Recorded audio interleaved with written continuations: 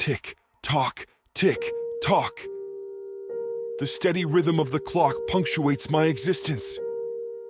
Time marches relentlessly onward while I scramble to keep up.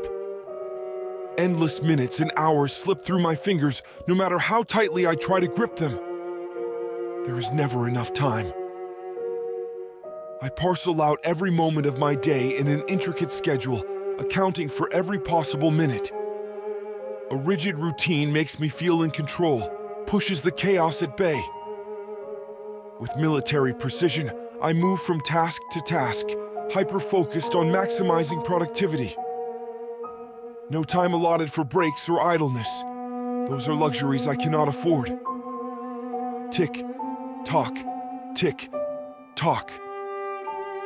The clock seems to accelerate as the day progresses. Appointments, calls, chores, errands. I race from one obligation to the next, never catching my breath. My heartbeat and footsteps accelerate to match the ever-quickening ticking. I glare at sluggish pedestrians who amble aimlessly down the sidewalk, blissfully unaware of time slipping away. At night, I lay awake obsessing over the passing hours. I plot and plan in meticulous detail to optimize tomorrow's schedule. Every waking moment must be accountable. I grab ragged snippets of sleep, always jarred awake before the alarm clock sounds. The ticking and talking hound me even in my dreams. Dark circles carve caverns under my bloodshot eyes. My hands tremble from too much caffeine, shoulders knotted and tense. But there is too much to do, too little time for rest. I subsist on coffee and adrenaline, willing my exhausted body to keep up. Tick, tock, tick, tock. I start to see fleeting shadows darting in my peripheral vision, always gone when I turn my head. I dismiss them as hallucinations born of exhaustion.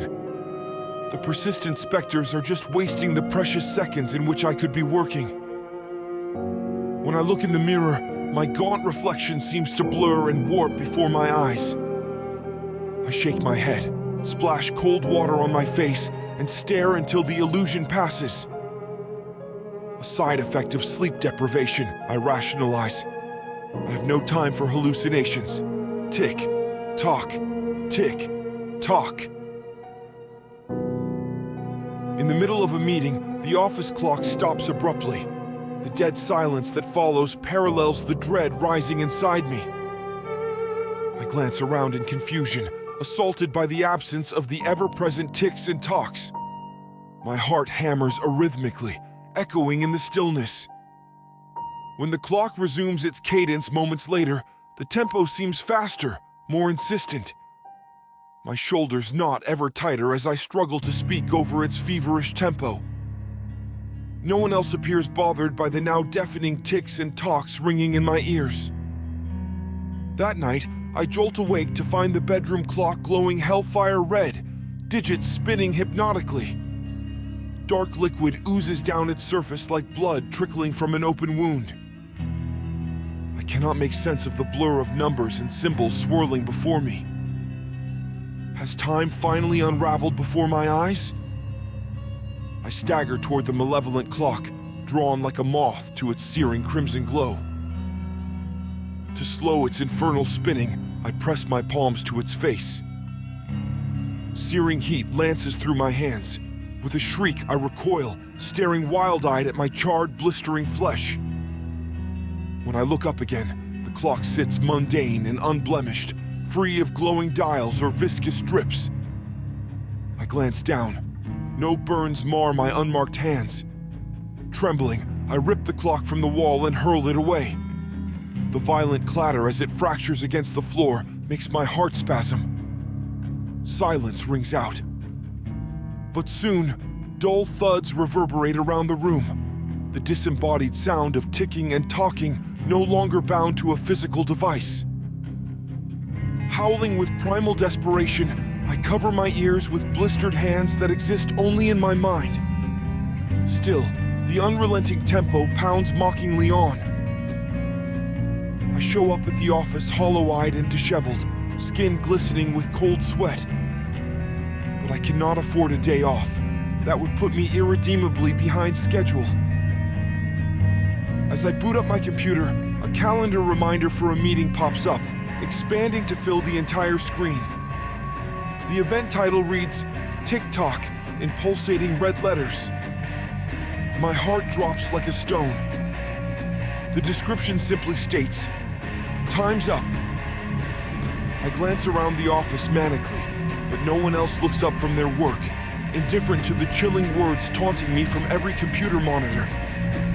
With trembling fingers, I force my laptop closed, but I can still hear the steady cadence of ticks and tocks resonating from within, muffled yet unmistakable.